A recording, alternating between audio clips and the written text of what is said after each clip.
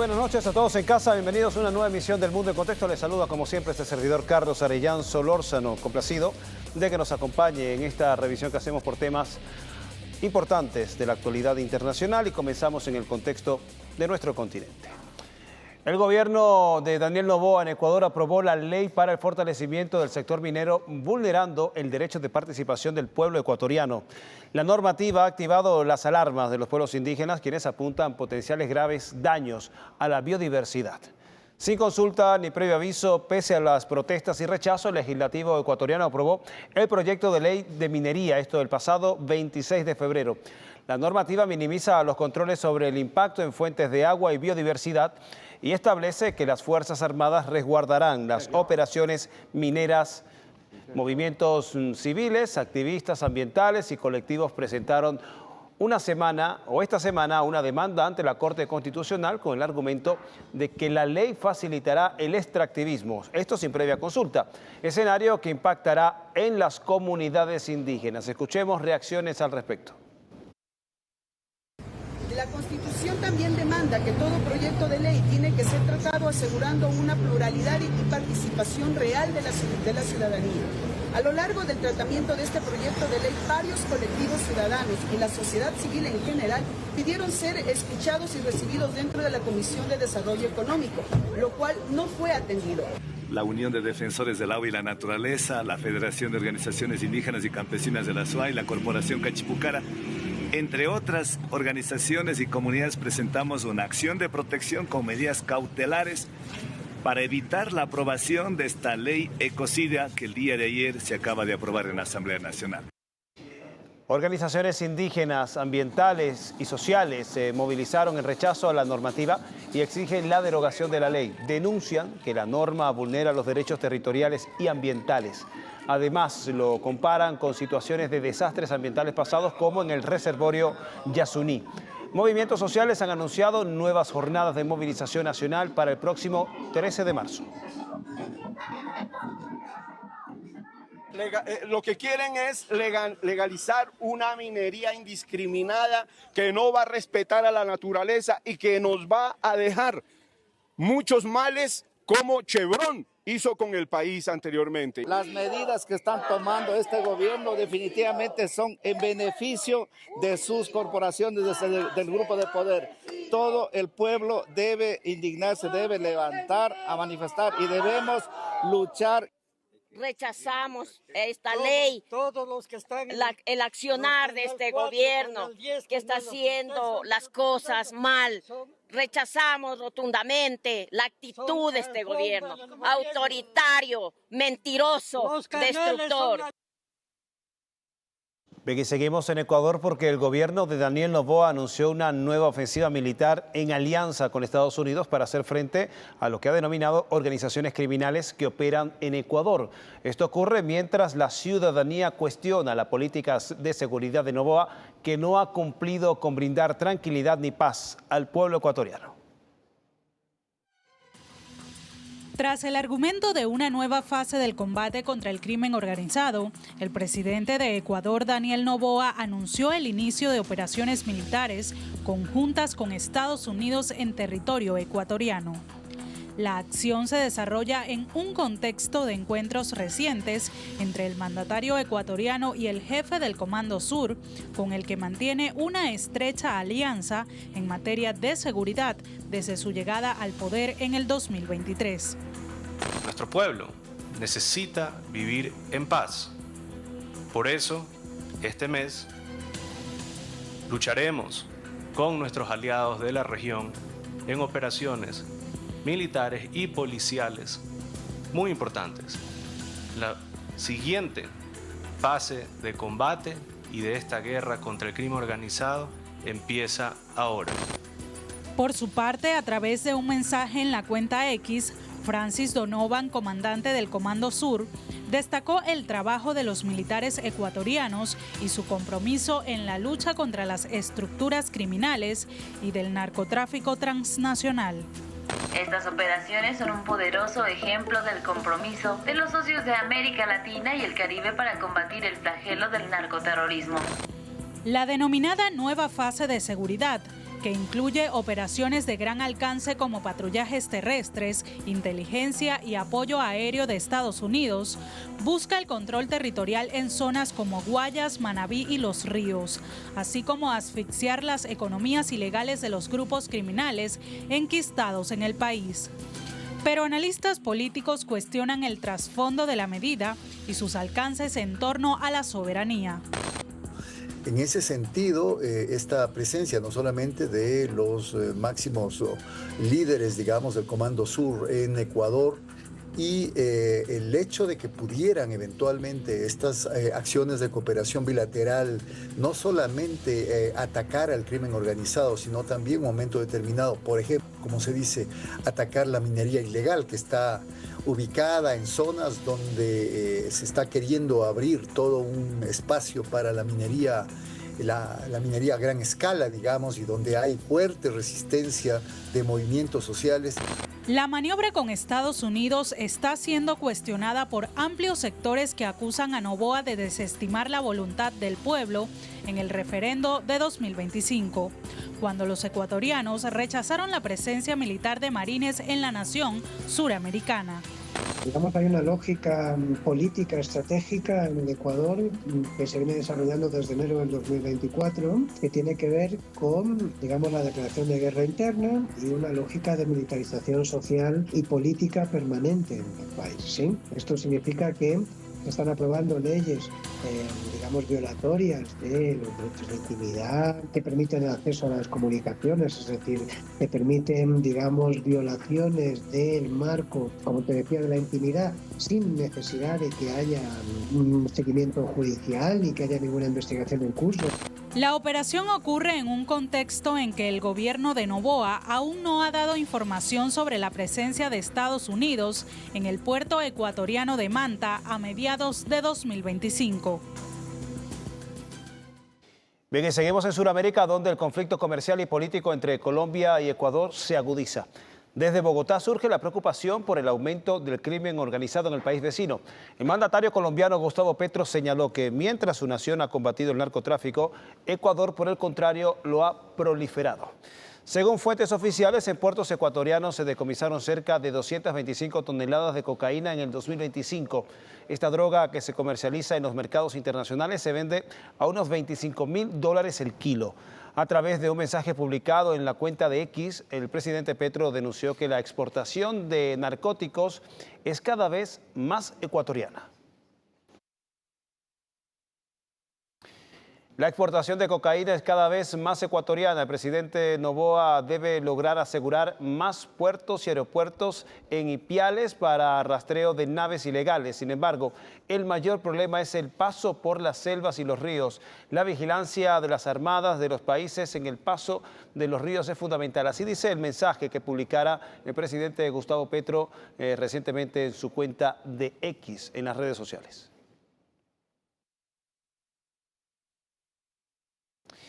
Y el gobierno de Gustavo Petro respondió al incremento arancelario de Ecuador del 50% con medidas similares.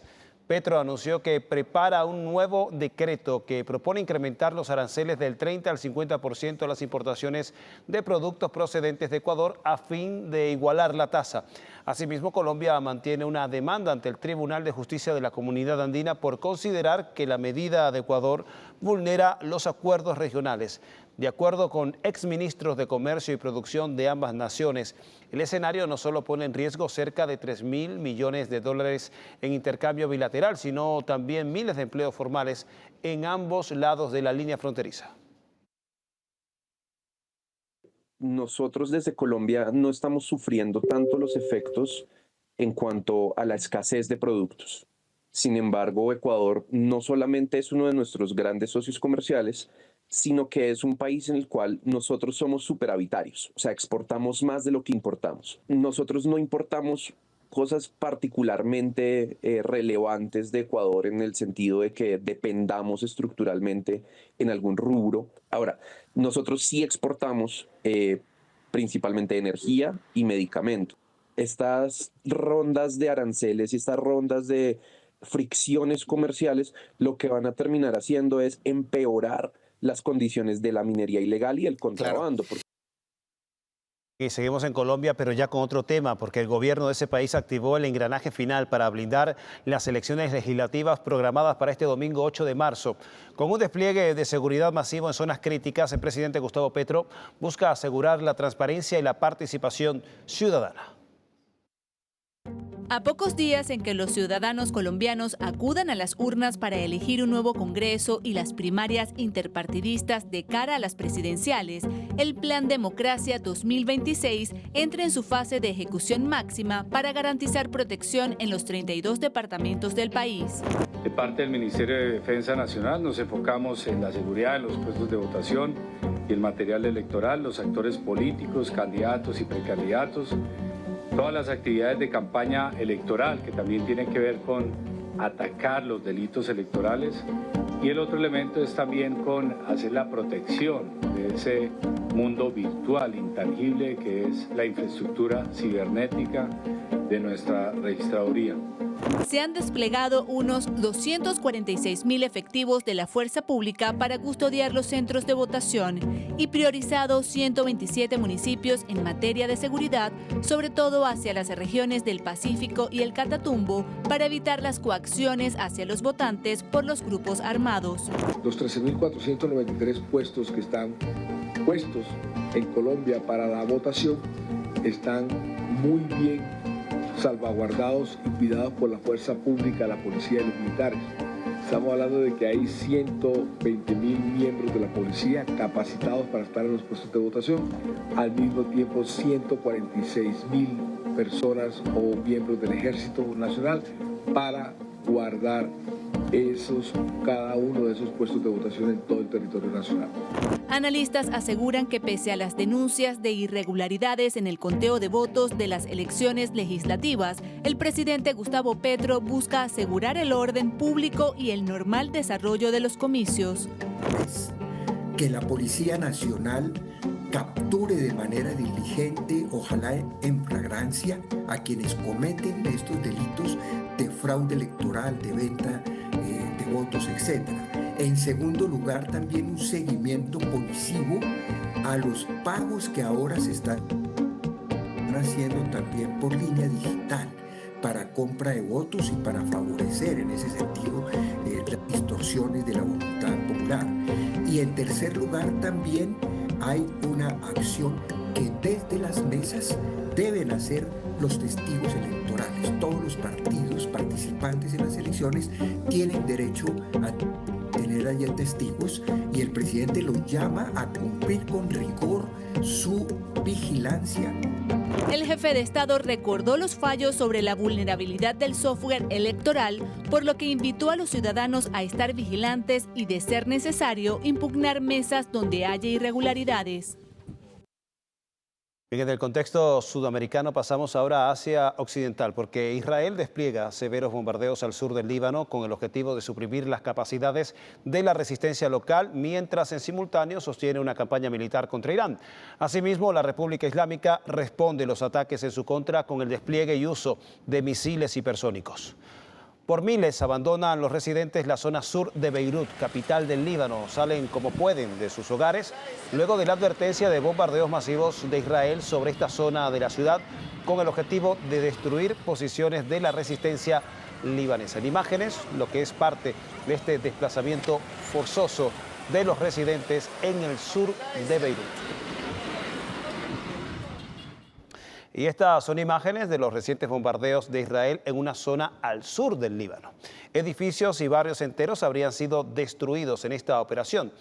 Entre los objetivos alcanzados por el ataque israelí se cuenta una sede de la Sociedad de Salud Islámica, en donde habrían fallecido 3 paramédicos, así como otras infraestructuras inequívocamente civiles, pero también destruidas por Israel. Bien, Irán habría empleado misiles hipersónicos para impactar varios objetivos estratégicos en Israel, como el Aeropuerto Internacional de Ben Gurión, así como el Ministerio de Defensa de Tel Aviv. Se trataría de los misiles Fatah 1 y 2, con alcance de entre 1.400 y 1.500 kilómetros, respectivamente, y una velocidad de 15 Mach.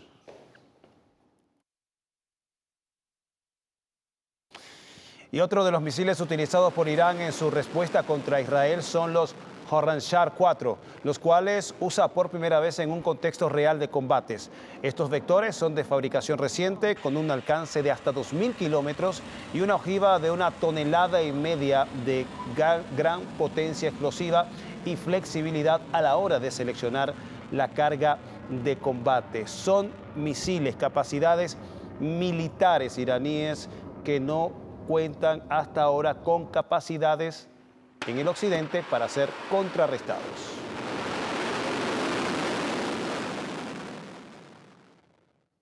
Bien, y la escalada del conflicto en Oriente Medio es una preocupación casi general en las principales capitales del mundo. Desde Beijing, Moscú, Berlín y Brasilia coinciden que la violencia no es un medio eficaz para la resolución de las diferencias. Asimismo, piden que cese el uso de la fuerza y que se vuelva al diálogo. Desde China observan con preocupación el escalamiento de la violencia en Medio Oriente. La vocera de la Cancillería de ese país, Mao Ning, expresó que las partes deben deponer los ataques y retomar la opción diplomática.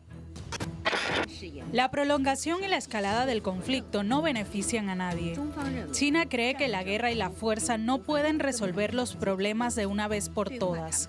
El diálogo y la negociación son las soluciones adecuadas y debe defenderse la resolución política y diplomática de las disputas y diferencias. Desde Alemania, si bien apoyan a sus aliados estadounidenses e israelíes en la operación contra Irán, el ministro de Defensa germano no dejó de advertir el peligro expansivo de un conflicto que no se sabe cómo podría terminar. Necesitamos un plan para el periodo post-conflicto.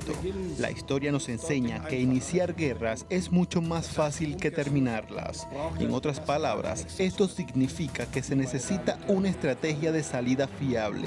Y, señoras y señores, actualmente no la veo. Es irrealista pensar que los conflictos en la región se puedan resolver únicamente con la fuerza militar y acciones unilaterales. El canciller ruso Sergei Lavrov, en reunión con embajadores de los países del Golfo Pérsico en Moscú, también se unió al llamado de desescalar el conflicto y planteó que su complejidad hay que abordarla en un marco en donde se observe la responsabilidad de todas las partes y no de una sola en particular. En el marco de la reunión de la FAO en Brasilia, el presidente Luis Ignacio Lula da Silva puso el énfasis en el rol de los organismos internacionales que no han actuado para impedir el conflicto militar. La ONU está cediendo al fatalismo de los señores de la guerra y no hay espacio para los señores de la paz, porque ya nadie ha convocado una conferencia mundial para discutir este conflicto.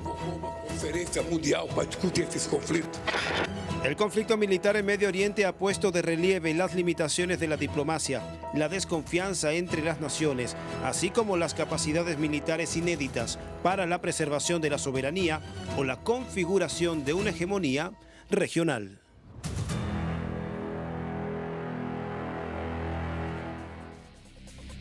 Y a 9:24 de la noche corresponde hacer nuestra primera pausa. Repaso mis puntos de contacto en las redes sociales. En TikTok me puedes conseguir como @soyarellana, dirección acá abajo en pantalla. En Instagram como @soycarlosarellán, aquí la tiene.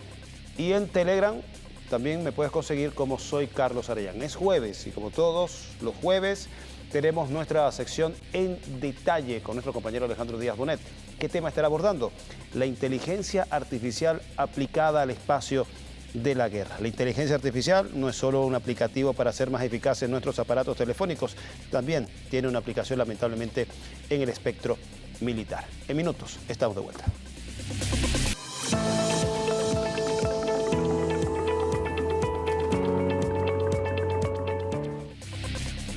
Aquí estamos de vuelta con más del Mundo en Contexto y ya en la antesala de lo que es este segmento en detalle, porque la inteligencia artificial no es solo una cuestión restringida a la tecnología aplicada a nuestros teléfonos, ya se ha convertido en un elemento central en la geopolítica y la seguridad de los estados. De hecho, se ha convertido en una herramienta estratégica en el campo militar y la columna vertebral de una nueva carrera armamentística. ¿De qué manera las potencias globales están aplicando la IA en su industria militar? ¿Los humanos realmente tienen el control sobre la inteligencia artificial? Para despejar estas interrogantes, tenemos en el estudio a nuestro compañero Alejandro Díaz Bonet y su sección En Detalle. Muy buenas noches y bueno, un tema súper interesante y relevante repasar en esta jornada. Así es, Carlos. Buenas noches para ti, también buenas noches para toda nuestra audiencia y bienvenidos a la sección En Detalle. El uso de la inteligencia artificial en el campo militar no es un escenario del siglo XXI. Por ejemplo, el primer antecedente significativo sucedió en la Guerra del Golfo en 1991, cuando Estados Unidos desplegó el sistema DART, financiado por la Agencia de Proyectos de Investigación Avanzada en Defensa, DARPA, por sus siglas en inglés, que cabe acotar que fue la agencia que desarrolló el ARPANET, la génesis de lo que hoy es el Internet. Sobre el sistema DART, en esta primera guerra del Golfo, fue una herramienta de inteligencia artificial que ayudó a planificar el despliegue masivo de tropas y suministros estadounidenses, ahorrándole millones de dólares al ejército norteamericano. Pero esta no fue la única herramienta con inteligencia artificial que se utilizó durante la Guerra del Golfo de 1991. De hecho, este conflicto se conoce como la Primera Guerra Digital. Estados Unidos empleó bombas inteligentes guiadas por láser y sensores que permitieron una precisión sin precedentes. También el uso de aviones con un software avanzado que les ayudaba a procesar datos de miles de objetivos en movimiento. Para ese entonces, estos artefactos se conocían como inteligencia artificial de primera generación o tecnología de computación avanzada. Y estos fueron los primeros experimentos claros del uso de la computación y la inteligencia artificial en los campos de batalla. Desde entonces, los avances en ese sector han sido gigantescos, no solo por Estados Unidos y sus aliados europeos, sino por potencias militares como Rusia, China, Pakistán, India, Israel e Irán. Y aunque nosotros, cuando oímos hablar de inteligencia artificial, pensamos en los chatbots o la creación de imágenes y videos para redes sociales, la realidad es que esta tecnología está profundamente involucrada en la defensa y en las guerras que se desarrollarán en el futuro. Y esto pone sobre la mesa el dilema de hasta qué punto el avance de la inteligencia artificial en el campo militar no sería un problema para la humanidad. Lo que Hollywood nos presentaba hace 4 décadas como ciencia ficción puede ocurrir en pleno siglo XXI. El desarrollo de la inteligencia artificial en el campo militar está dando pasos tan agigantados que en cada operación bélica se hace indispensable su uso para identificar objetivos más rápidos y reducir los tiempos de decisión. Sucedió en el caso de la operación de Estados Unidos sobre Irán entre 2025 y 2026. Que Estados Unidos usó y utilizaba, porque si pensamos la operación que ellos hicieron el sábado, necesitamos mucha coordinación, muchísimas simulaciones y se analiza que ellos lo utilizaron Claude, que es la mejor herramienta en este momento, para esto. También en el genocidio israelí contra el pueblo palestino en la Franja de Gaza. Al parecer, un sistema de inteligencia artificial que se llama Lavender se está utilizando para determinar y localizar objetivos de Hamás. Sin más intervención humana. Hay que recalcar que la inteligencia artificial lo que hace es dar un resultado de forma autónoma. Estas inteligencias artificiales, como Cloud, de la empresa estadounidense Anthropic, son utilizados por las Fuerzas Armadas para recopilar información, identificar objetivos, trazar operaciones, entre otras cosas. Una realidad que para expertos tecnológicos cambiaría para siempre la guerra. Y sin duda, otra cosa interesante es que en el futuro los países que usan mejor IA y que tienen mejores sistemas de IA van a tener mayor éxito en situaciones como ahora hay la guerra, ¿vale? Entonces, para dar un ejemplo, quizás dentro de 10 años, si hay un ataque así, ya no atacas lo que es base militar, sino que atacas centros de datos o centros de IA, porque es donde está todo.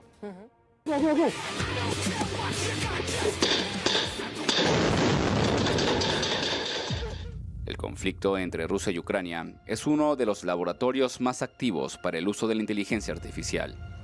Por ejemplo, los drones rusos integran módulos de IA con navegación autónoma y reconocimiento de objetivos, elevando la precisión de los impactos. Se trata de los drones Lancet con sistemas de enjambre, navegación autónoma y ataque sin señal GPS. Esta dependencia de la IA para realizar operaciones militares deja a la humanidad vulnerable.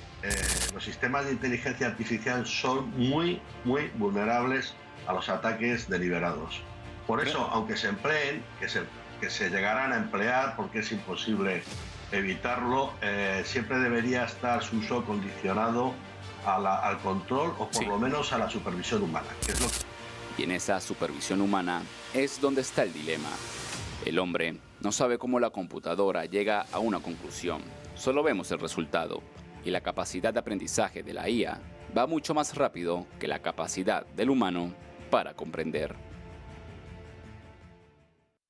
Entendiendo todo este escenario, ¿cuál es el tamaño de la inversión de la inteligencia artificial en el ámbito militar?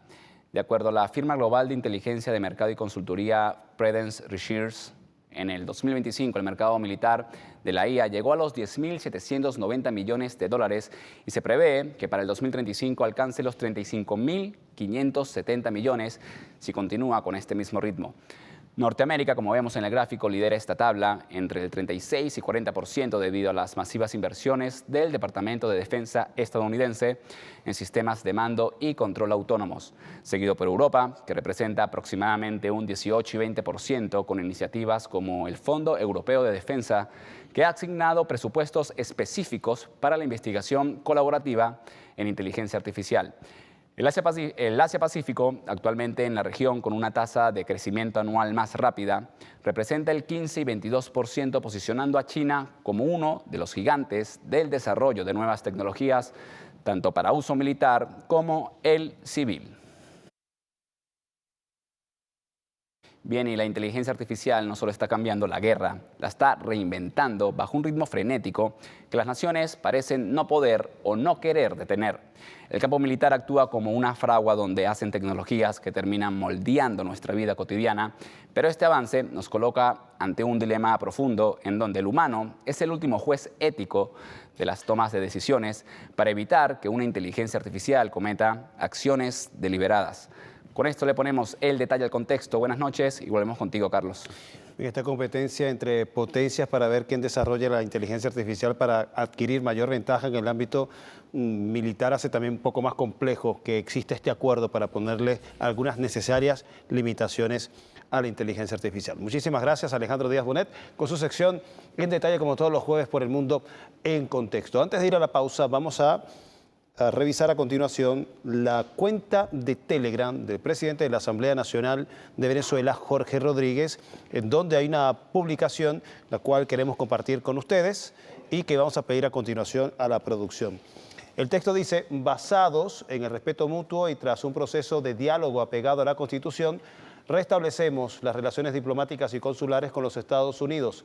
Avanzamos en una nueva etapa política bajo la diplomacia bolivariana de paz. Así dice el mensaje del presidente de la Asamblea Nacional, Jorge Rodríguez Gómez. Dicho esto, 9:36, ya 37 de la noche, corresponde hacer nuestra segunda pausa en esta emisión del Mundo en Contexto. En la siguiente parte vamos a estar revisando el legado, la trayectoria, el alcance de la visión del gigante, comandante eterno Hugo Chávez, también su interacción con la familia y también ese rol mediático de ese gran entrevistado que fue Hugo Chávez. No se aparte, minutos, estamos de vuelta.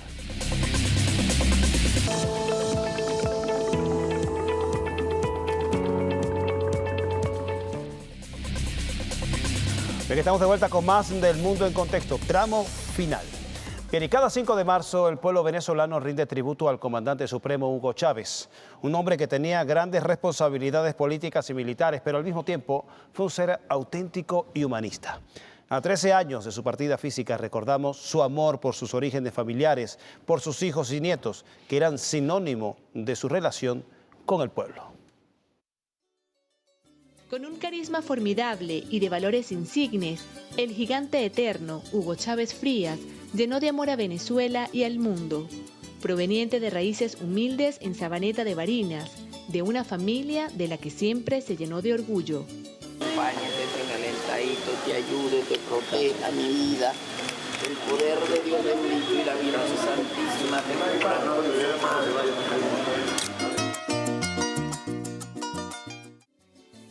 Si uno pudiera volver a nacer y pedir dónde, yo le diría: papá Dios, mándame al mismo lugar, la misma casita de palma inolvidable, el mismo piso de tierra, las paredes de barro, un catre de madera y un colchón hecho entre paja y goma espuma, y un patio grande lleno de árboles frutales, y una abuela llena de amor, y una madre y un padre llenos de amor, y unos hermanos, y un pueblito campesino a la orilla de un río.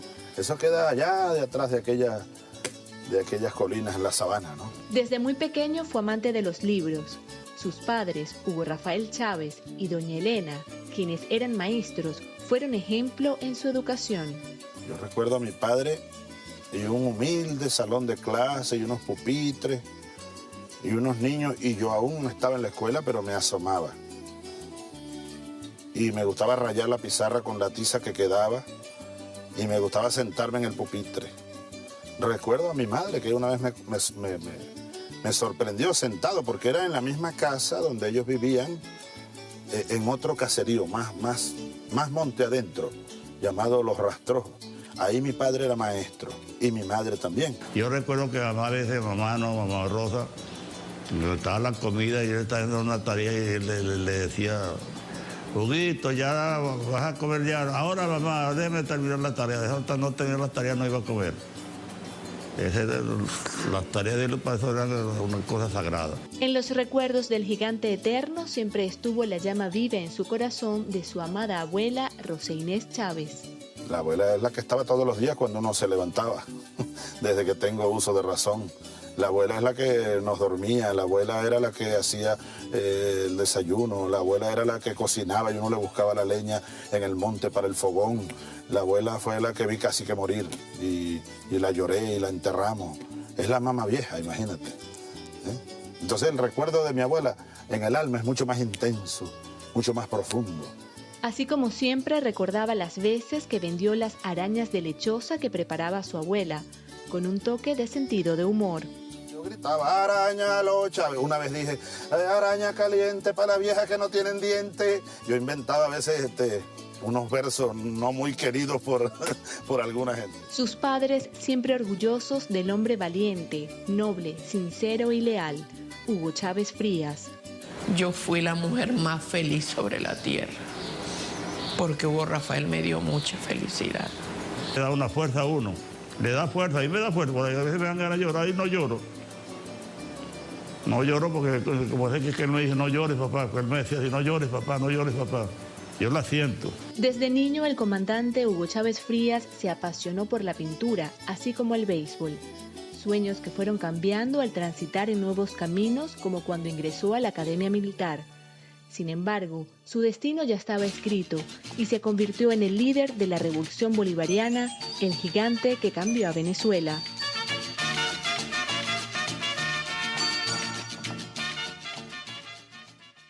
Y hablando más del comandante eterno Hugo Chávez, aló presidente fue la ventana de comunicación entre Chávez y su pueblo, pero el comandante del 4 de febrero también fue un vehemente conversador en los debates con los periodistas. El presidente Chávez generaba un sinfín de titulares con cada frase expresada en las entrevistas. Superando la sencilla caliente. Mañana va a ser usted, puede ser usted, el hombre más poderoso que ha tenido Venezuela en toda la historia.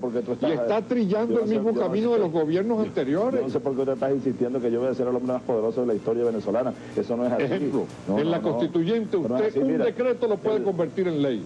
El poder. No, pero no me ha contestado esto. Óyeme. El poder que aquí está establecido es un poder ramificado. Tú sabes a quién se le da poder aquí, a los municipios. Y tú sabes a quién se le da poder aquí, al pueblo. El solo hecho de que haya ahora, Oscar, un referéndum revocatorio de mandato, ya significa ese solo hecho que al pueblo se le está devolviendo el poder de su soberanía. Se ha incrementado en este gobierno. Fíjate que tú hablaste como más. 5 minutos y no me quieres dejar de responderte, ¿no? No, presidente, yo le leí las cifras y las oí. Hablaste como 5 minutos y yo con paciencia te oigo. Ahora te pido que tú me oigas también. No? Yo lo oigo. Y cada vez más los medios privados conspiraban, manipulando a las masas con sus mensajes irracionales. Hay todos organismos de control que son leales al gobierno. ¿Esto no es una dictadura vestida de democracia? Para nada. ¿De dónde sacas tú que yo designo los magistrados del Tribunal Supremo? Bueno, ¿de dónde sacas tú que yo designo al Contralor y al Fiscal General? Presidente, el día que se tomaron juramento salieron con sus batas y empezaron a gritar Chávez no se va, los propios magistrados de la Corte. ¿Dónde? Los 12 magistrados. No, eso es mentira. ¿Quién te contó eso? Lo leí, me lo contaron además. ¿Te lo contaron? ¿Quién te lo contó? Lo leí, además está escrito. Ah, bueno, lo leíste. Patricia, ten cuidado con lo que leas acerca de Venezuela. La creación de Telesur por el comandante Chávez en el 2005 abrió una ventana de comunicación alternativa en nuestra América. Telesur. Lo felicito, ¿no? Y lo felicito a todos porque desde ayer pues hemos estado todos muy emocionados viendo en los pocos ratos libres allí la imagen en vivo de Telesur, los noticieros, las entrevistas, los programas. Es el rostro de nuestra América y yo diría que Telesur es el canal de la integración, sin duda. Y desde mi punto de vista, ya lo decía hace un rato, el canal del ALBA, de esa alternativa bolivariana para la vida. El periodista estadounidense Larry King buscaba responderse a esa incógnita llamada Chávez. Ese comandante que denunció públicamente al Estado de Israel. ¿No le parece que Israel es un país sitiado, un país pequeño, rodeado de enemigos? ¿No le parece que es un país atribulado? Pequeño país con bombas atómicas y muy agresivo que invadió y tomó los territorios del Golán.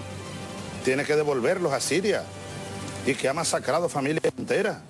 Es un Estado militarista, guerrerista, por excelencia. Y también el cineasta estadounidense Oliver Stone fue clave para difundir la verdad de Venezuela. ¿Cuánto café tomaste ayer? Ayer en el terreno tomo, pero sudo mucho.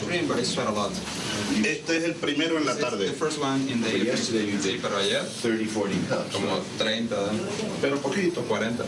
Y además sudo, uno va sudando. Es como agua. Yo lo tomo como agua. Pruébalo para que tú veas. Es como agua. Es como agua. Water. More water than coffee. That's where your energy comes from? ¿De ahí donde viene tu energía? Possibly. Una de sus entrevistas curiosas ocurrió en el año 2000 en el programa argentino de Mirta Legrand. Ahí el comandante Chávez debatió sobre el modelo neoliberal con el magnate Mauricio Macri. Estamos todos pensando en futuro y cuando se vuelve a campaña todo el mundo empieza a querer volver atrás, como distraer la atención. El pasado es parte del presente. No se puede manejar en el presente sin entender el pasado. Creo que y sobre todo hoy en América Latina, ¿no? Porque el pasado es terrible. Todo ese plan neoliberal que aquí nos vendieron y vendían a Argentina como el modelo, y ahí está el resultado. Eso hay que mirarlo, no podemos hacer abstracción de un pasado tan nefasto para entonces poder mirar con mayor firmeza hacia un futuro. Eso sí lo creo. En cada entrevista y en cada debate con los medios internacionales, Hugo Chávez resaltó la importancia de la integración latinoamericana para el futuro. De un tema que para el futuro es decisivo, que es el tema de la integración latinoamericana y del futuro cercano. Son 200 años de puja. ¿Por qué tú crees? Hace poco estábamos con mi hermana Cristina en Calafate y en Buenos Aires. Y siempre lo digo. Yo me siento tan venezolano como argentino y pido perdón si algún argentino se pueda sentir ofendido. Como un argentino debe sentirse tan venezolano como argentino. ¿Es una sola patria o no es nada? La patria es una sola. Filmo o no es patria.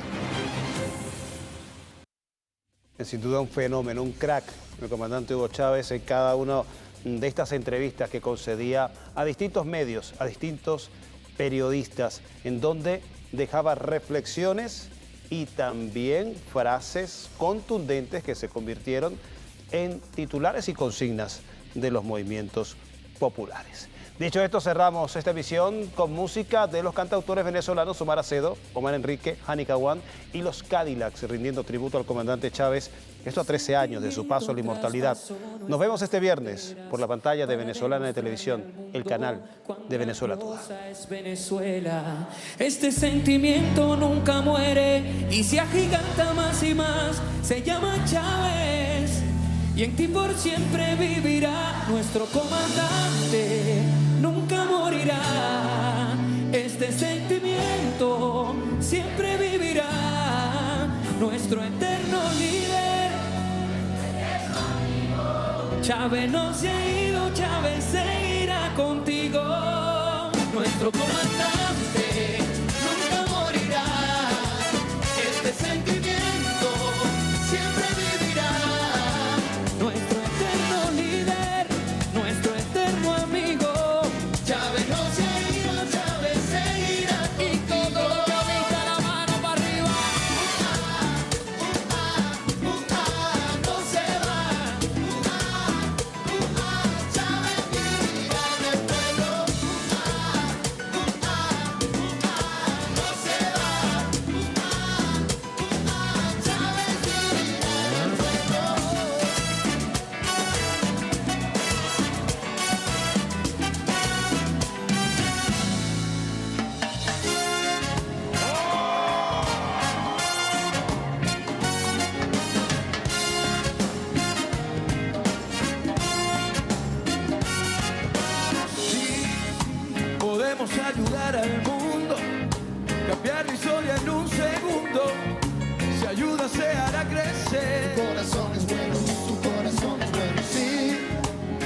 un líder de la vida. Cambiar el mundo es alegría y está de moda hacer el bien. Corazón es bueno, corazón es bueno. Yo no soy Dios para decirte qué hacer. Yo lo que sé es que juntos vamos a vencer. Hoy vamos a salvar el mundo. Vive tu vida, dale alegría. Escucha bien lo que te estoy diciendo. No más barreras al sentimiento. Chávez, corazón del pueblo. Vive tu vida, dale alegría. No pongas menos, grita el mundo entero. Si viviremos y venceremos. Chávez, corazón del pueblo. ¡Actívate!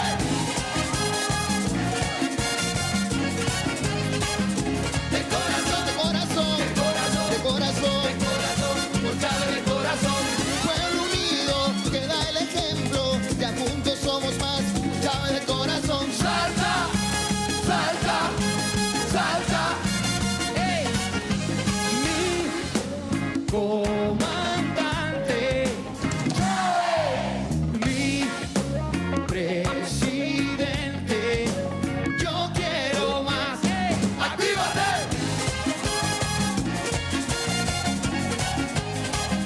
De corazón, de corazón, de corazón, de corazón, de corazón, no sabe de corazón. Vive tu vida, dale alegría. Escucha bien lo que te estoy diciendo. No más barreras al sentimiento. Chávez, corazón del pueblo. Vive tu vida, dale alegría. No pongas freno, grita al mundo entero. Si viviremos y venceremos. Chávez, corazón del pueblo.